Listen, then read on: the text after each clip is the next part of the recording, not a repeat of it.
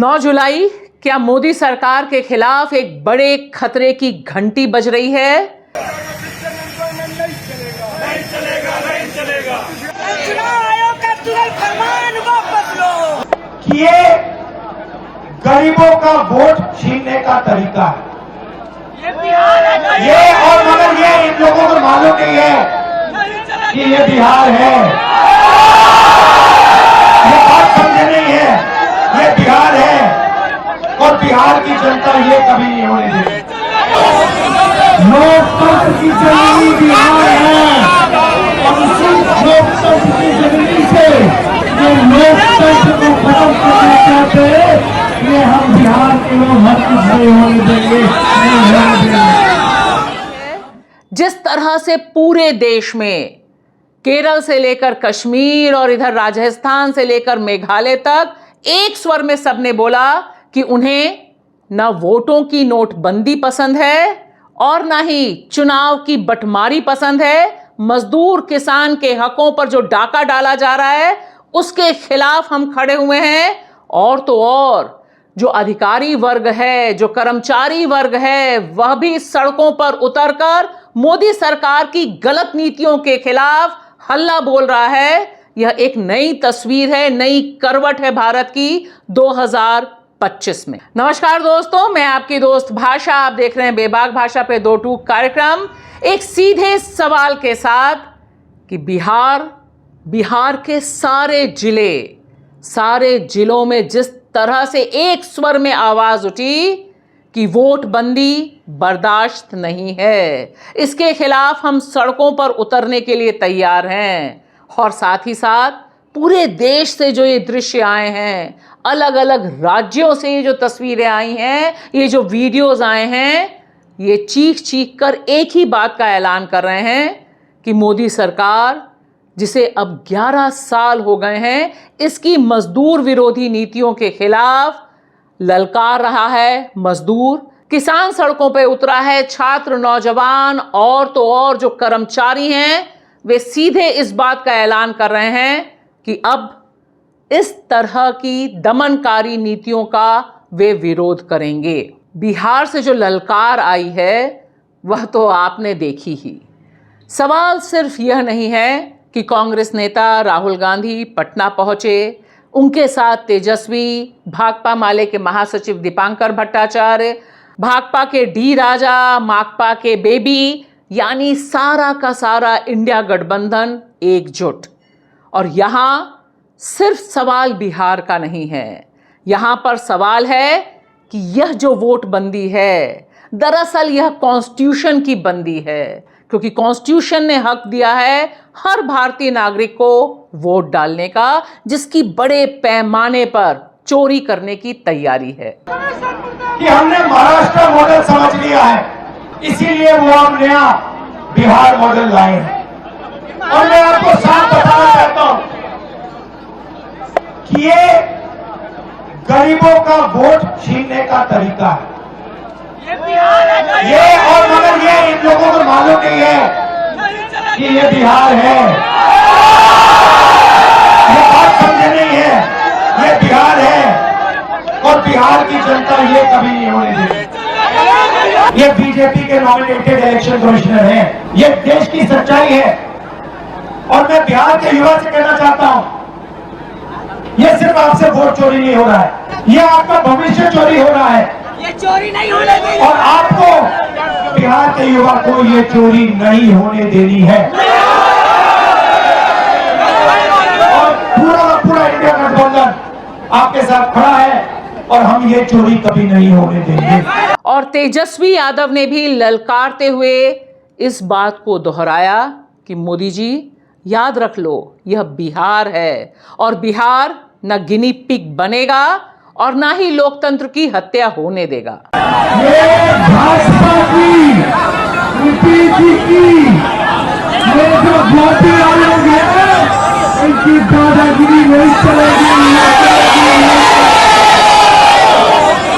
लोकतंत्र की जननी बिहार है और उसी लोकतंत्र की जननी से जो लोकतंत्र को खत्म करना चाहते हैं, ये हम बिहार के लोग हर कुछ नहीं होने देंगे, नहीं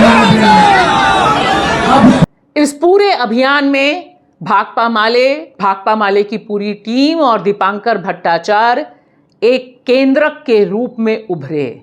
बिहार के गली गली, मोहल्ले मोहल्ले, जिले जिले में जो पूरे धरना प्रदर्शन हुए हैं, उस पे भाकपा माले ने अपनी बढ़त बनाई और अपनी धमक भी स्थापित की है और सुनाई भी दे रही हैं उनकी आवाजें।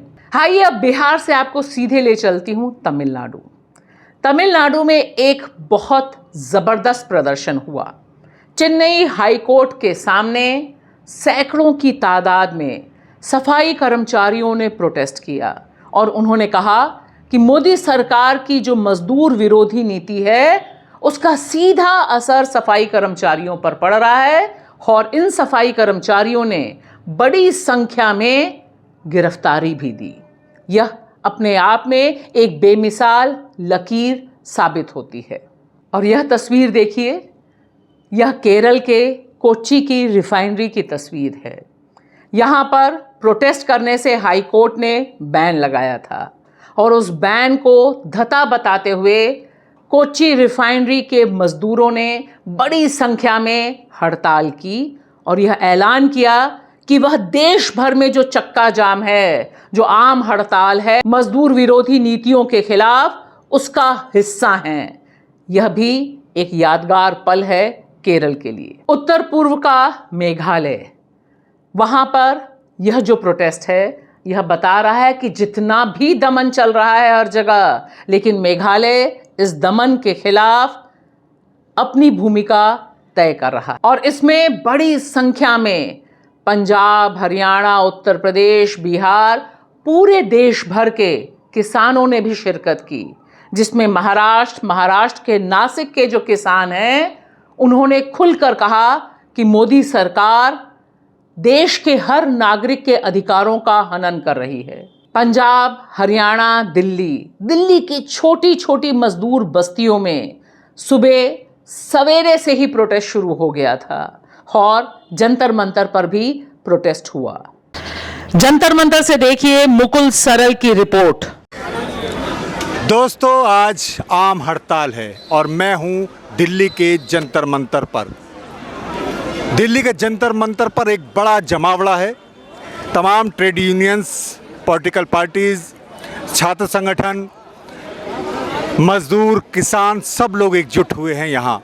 यानी ये हड़ताल एक आम हड़ताल, मजदूरों की हड़ताल, जनता की हड़ताल बन गई है। तो आइए आपको दिखाएं जंतर मंतर का नज़ारा। जुलाई की ये हड़ताल जहां बहुत सारी जगहों के बंद का स्वरूप ले ली, बहुत सारी जगहों पे कामयाब इंडस्ट्रियल स्ट्राइक के रूप में ले ली, बहुत सारी जगहों के ऊपर मैसिव मोबिलाइजेशन के रूप में दिखाई दी। ये 9 जुलाई आने वाले दिनों की आंदोलनों की एक बहुत अच्छी द्योतक है, उसका सिग्नल है, उसकी घंटी बज रही है। तो आने वाले दिनों में आंदोलनों को तेज किया जाएगा।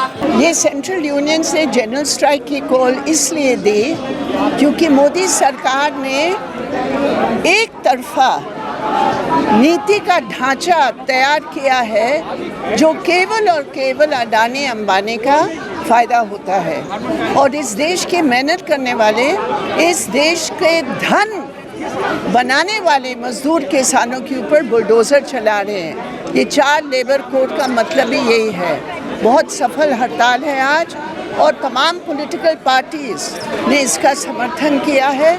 इसका व्यापक एक असर हुआ है और मैसेज स्पष्ट है, भारत तुम्हारा नहीं, मजदूर किसानों का भारत है। उसकी बचाव के लिए हर कुर्बानी देने के लिए तैयार है। नोटबंदी पर एक दिन की हड़ताल से क्या सरकार पे कोई असर पड़ेगा? ये सिर्फ एक दिन की हड़ताल नहीं है, इसको इस रूप में नहीं देखना चाहिए। खास करके आपको याद होगा कि ये पहलगाम की घटना के बाद ये एक्सटेंड किया गया, 20 मई को। तो आप समझिए कि ये 1 महीना और जो है तैयारी का मौका मिला। सबसे बड़ी बात है कि मुद्दे को जनता के बीच ले जाने का सवाल, कॉन्शसनेस का सवाल, चेतना का सवाल, ये बहुत महत्वपूर्ण है। जहाँ पर शहरी सर्वहारा स्ट्राइक के अंदर है, वहाँ ग्रामीण सर्वहारा जिसके पास कोई संसाधन नहीं है, केवल अपनी मेहनत है बेचने के लिए, जिसको खेतीहर मजदूर बोलते हैं, वो भी स्ट्राइक के अंदर है, क्योंकि उन्होंने भी पहचाना है कि दोनों का दुश्मन एक है, जो नव उदारवाद है, जिसके चलते 4 श्रम कोड आए हैं।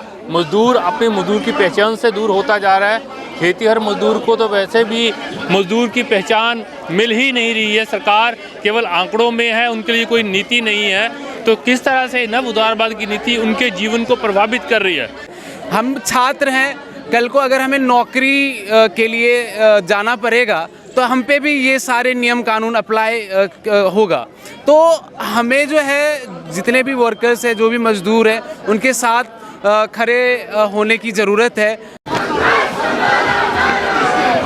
तो दोस्तों आपने देखा कि ये कैसी बड़ी आम हड़ताल है। पूरे देश से खबरें आ रही हैं कि हड़ताल बहुत सक्सेस हुई है और कई जगह इसने बंद का रूप ले लिया है। राज्यों में कई जगह बिल्कुल बंद है। शुक्रिया, नमस्कार।